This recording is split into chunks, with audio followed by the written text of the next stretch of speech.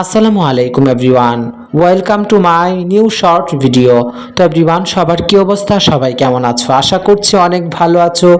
আমিও অনেক ভালো আছি, আলহামদুলিল্লাহ। তো আজকে আমার ভিকন একাডেমিতে ছিল এক্সাম, থিওরি অ্যান্ড প্র্যাকটিক্যালের উপর এক্সাম ছিল।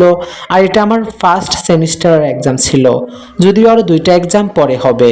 তো আজকে আমাদের এক্সামের মধ্যে প্রথমে যেহেতু থিওরি দিয়েছি, পরে প্র্যাকটিক্যাল ছিল। তো নিজেদের মতো ডিশ বা মেনু আমাদের সুইচ করে নেওয়ার কথা বলা হয়েছিল।